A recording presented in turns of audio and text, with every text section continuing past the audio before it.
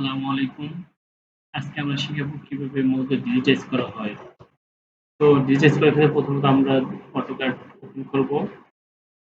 AutoCAD open করার পরে এখান থেকে আমরা যেকোনো ইমেজ অথবা পিডিএফ ফাইল যদি ইমেজ মৌজাগুলো পিডিএফ ইমেজ করা থাকে সেক্ষেত্রে আমরা অটোক্যাডে নিয়ে সেখান থেকে আমরা রাস্টার টুল ব্যবহার করে কিভাবে ডিজিটাইজ করা হয় আজকে এর মাধ্যমে সবাই শিখতে পারবেন বা জানতে পারবেন।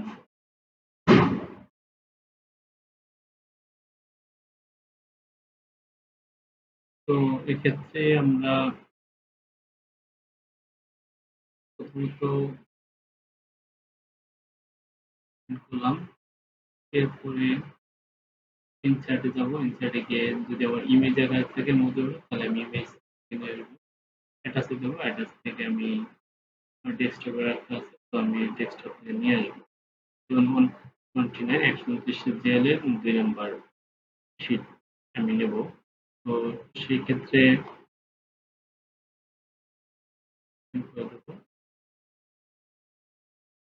এখানে আমি যেকোনো স্কেল নিতে পারি। এখানে দিলাম স্কেল ইচ্ছে হলে 3960 দিয়ে আমরা নেই। যদি 16 স্কেলে 16 ইঞ্চিতে 1 মাইল হয়ে থাকে তাহলে 3960 দিয়ে আমি ওকে দেবো। দিয়ে আমি যেকোনো জায়গায় ক্লিক করলে আমার ইমেজটা হয়ে যাবে। তো এখানে আমরা অনেক কিছুই দেখতে পাইতেছি যে আমার মৌজাটা পড়ে গেছে। তো মৌজা যেহেতু দিছে এখন আমার ইউনিট সেটআপ করতে হবে। আসলে ইউনিটটা কিসে আছে? তো ইউনিট সেটআপ করতে গেলে আমি ইউএন এন্টার দিলাম। ইউএন এন্টার পরে এখানে আসছে যে ডেসিমেল। যদি আমি মিটারে করতে চাই তাহলে ডেসিমেলে রাখবো আর যদি ফিটে করতে চাই তাহলে আর্কিটেকচার অথবা ইঞ্জিনিয়ারিং এ রাখবো। তো আমি ফিটে করবো তাই আর্কিটেকচার দিলাম। আর এখানে 0 ফিট 0 ইঞ্চি রাখলাম। আর এখানে ইউনিট সেটআপ এখানে আমি ইঞ্চিতে রাখছি। এরপর ওকে দিয়ে দিলাম। এরপরে আমার হচ্ছে ডাইমেনশন স্টাইল। ডাইমেনশন স্টাইলের ক্ষেত্রে আমি ডি এন্টার দিতে পারি। কারণ ডাইমেনশন স্টাইল চলে আসবে। তো সেক্ষেত্রে আমি ডাইমেনশন স্টাইল এখান থেকে উম, আমি যেহেতু এখানে ইউনিট সেটআপ করতে হবে ইউনিট সেটআপ ক্ষেত্রে আমি আর্কিটেকচার দেবো আর এখানে 0 ফিট 0 ইঞ্চি দেখবো আর টেক্সটের ক্ষেত্রে টেক্সট এখানে টেক্সট হাইটটা মিন করছে আমি এখানে 2 ফিট দিয়ে দিই হাইট এলএনডি ডাইমেনশন লাইনের সাথে থাকবে আর আমি টেক্সট একটু চেঞ্জ করে দিই টেক্সটটা যাতে বোল্ড আকারে থাকে এই যে আমি এরিয়াল ইউজ করি সেট কারেন্ট করে দিলাম ইয়েস ক্লোজ সেট কারেন্ট এখন আমার মৌজাটা যেহেতু এখানে ইনসার্ট করেছি ইনসার্ট করার কারণে এখন আমি দেখবো এটা যেহেতু আমার 16 ইঞ্চিতে 1 মাইল তো আমি এখন মাপ দিয়ে দেখবো যে আসলে 16 ইঞ্চিতে 1 মাইল হয়েছে কিনা তো এই ক্ষেত্রে আমি ডাইমেনশন নেব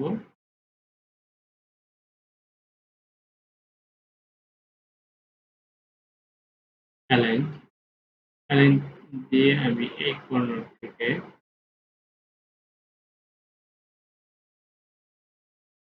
আমি এই পর্যন্ত দিয়ে দেবো আসলে কত আছে এখানে আমার 660 হইতে হবে আর কি তো আছে 653 আমি আরো একটা মাপ দেখতে পারি যে আমার এখানে কত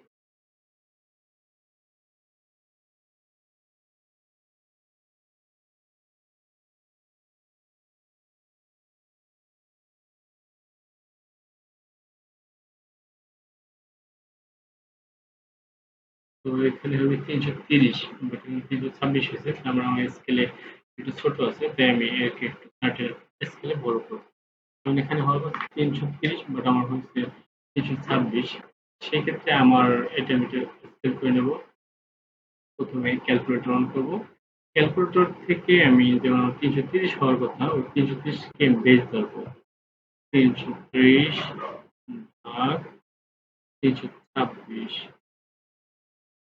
326 ফিট 10 ইঞ্চি 10 ইঞ্চি এটা হচ্ছে 1.0096 এত স্কেল আমার বড় করতে কপি করে নিলাম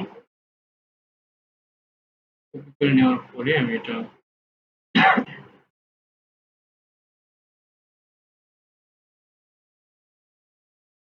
সিলেক্ট করে নিলাম, এসকে এন্টার দিলাম, স্কেল, তারপর সেন্টার বরাবর আমি বেস নিলাম, তারপর এখানে আমি কমান্ড বারে আমি আমার স্কেলটা দিয়ে দেবো। তো এখন আশা করি স্কেল হয়ে গেছে। তো এখন আমি দেখতে পাবো যে এখানে আমার 330 হয়ে গেছে, খুব ভালো। এখন আমার ফুল স্কেলে হয়ে গেছে এটা, 359 ফিট 9 ইঞ্চি, 660 ফিটে আমার এটা আছে, ধরা যায়, সমস্যা নেই। এখন আমি আসবো আমার কিভাবে রাস্টার টুল ব্যবহার করে আমি মৌজাটাকে খুব দ্রুত সময়ে ডিজিটাইজ করবো। যদি আমি একটা একটি করে লাইন ড্র করি তাতে আমার ম্যানুয়াল পদ্ধতিতে অনেক সময় প্রয়োজন হইবে। তো সেক্ষেত্রে আমি চেষ্টা করবো যত দ্রুত করা যায়। তো আমি এখন দেখবো এখানে আমার রাস্টার টুল এখানে আছে। রাস্টার টুলে গেলাম। রাস্টার টুলে যাওয়ার পরে আমি প্রথমত এখানে যাব প্রসেস ইমেজ। প্রসেস ইমেজে গেলে এরপর যাব চেঞ্জ কালার ডেপথ। তো চেঞ্জ কালার ডেপথে যাব। চেঞ্জ কালার ডেপথে গেলে আমার এরপরে সিলেক্ট করে দিবে যে আমি আসলে কোন এরিয়াটা নিতে চাচ্ছি। তো সেক্ষেত্রে আমার যেমন এই মডিউল আমি নিতে চাচ্ছি। তো in depth specific new colour or type, এখানে কালার টাইপ বলতে আমি বাইনারি কালার বলছি। বাইনারি ক্লিক করে দেবো। তো বাইনারি হয়ে গেছে। এখন আমি এটা সিলেক্ট করে দিচ্ছি, আমার এটা হয়ে গেছে। তো দেখতে পাচ্ছেন পুরোটা সাদা হয়ে যাবে আপনি বাইনারিতে দেওয়ার সাথে সাথে। এরপর আমার পর হচ্ছে ক্লিন অ্যাপে যাবো। আপনি একটু দেখতে পাচ্ছেন এখানে এই ক্লিন অ্যাপ, ক্লিন অ্যাপে যাওয়ার পর এখানে ইনভার্ট আছে, দেখতে পাচ্ছেন ইনভার্টে ক্লিক। ইনভার্ট করলে আমি দেখতে পাচ্ছি যে আমার মৌজাটা সম্পূর্ণ সার্টেন কালার হয়ে গেছে। কালার হওয়ার কারণে এখানে আমার শর্ট পাওয়া হচ্ছে, এটা আমি খুব সহজেই করতে পারবো লাইন ড্র গুলো। তো সেক্ষেত্রে যেমন আমার এখন এই নদীর লাইনটা ড্র করতে হবে, কিভাবে ড্র করবো? প্রথমে আমি এখানে যাবো ফলোয়ারে। তো আপনার ফলোয়ারটা দেখতেছেন, এই আমার ফলোয়ার আছে, ফলোয়ার্স থেকে polyline followers, polyline followers click করলাম। এরপরে আমি আমার মোজো ম্যাপের উপরে মোজো ম্যাপের কাছে চলে যাবো। তো সেখান থেকে আমি দেখতে পাবো এই যে আমার লাইন উপরে গেলে অটো লাইন ধরে যেতে। এখন আমি ক্লিক করলাম, এই যে এ পর্যন্ত লাইন ড্র হয়ে গেছে অটো। গেলে আমি এন্টার দিলাম, এন্টার দিলাম, এই আমার লাইন ড্র হয়ে গেছে। কারণ আমি কোন কালারের লাইনটা নিতে চাইতেছি সেই ক্ষেত্রে আমি এখানে আমি কিছু মেনশন করে বলে দিলাম। যেমন করে আমি হোমে গেলাম, হোম, অথবা আমি লাইন ড্র ক্ষেত্রে আমি লাইনটা ভিন্ন কালারে দিই, যেমন মেজেন্টা কালারে দিই। তো মেজেন্টা কালার ইউজ করার ক্ষেত্রে আমি আবার ফলোয়ার যাব, আবার ফুল লাইন ফলোয়ার দেবো, এরপর আবার লাইন ক্লিক করবো, এন্টার দেবো, এন্টার দেবো, হ্যাঁ আমার প্রিভিয়াস যে লাইনটা আছে ওই লাইনটা মুছে যাবে, প্লাস আমার নতুন একটা লাইন ড্র হয়ে যাবে। দেখেন কত সুন্দর স্মুথ একটা লাইন তৈরি হয়েছে। আমি এগেইন আবার পুনরায় এন্টার দেবো, আবার লাইনের উপর ক্লিক করবো, আবার এন্টার দেবো, আবার এন্টার দেবো, আমার নতুন আবার একটা লাইন তৈরি হয়ে যাবে। কত আমার কতটুকু সময় লাগছে, আমার অনেক শর্টকাটে খুব দ্রুত সময়ের ভিতরেই আমার লাইনটা ড্র হয়ে গেছে। দেন আবার দেখতে পাচ্ছি যেমন এই লাইনগুলো করার ক্ষেত্রে আমি আবার এন্টার দেবো, এন্টার দিয়ে আবার আমি লাইনের উপর ক্লিক করলাম, তো আমার লাইন ড্র হয়ে গেছে। আমার এন্টার দিয়ে আমার এই পর্যন্ত লাইন ড্র হয়ে গেছে অটো। খুব শর্টকাটে আমি যদি দেখতে চাই, আমি যেমন আরো যদি দ্রুত করতে চাই, দেখেন কত দ্রুত আমার লাইনগুলো ড্র হয়ে যেতে, দেখছেন কত দ্রুত আমার লাইনগুলো ড্র হয়ে গেছে।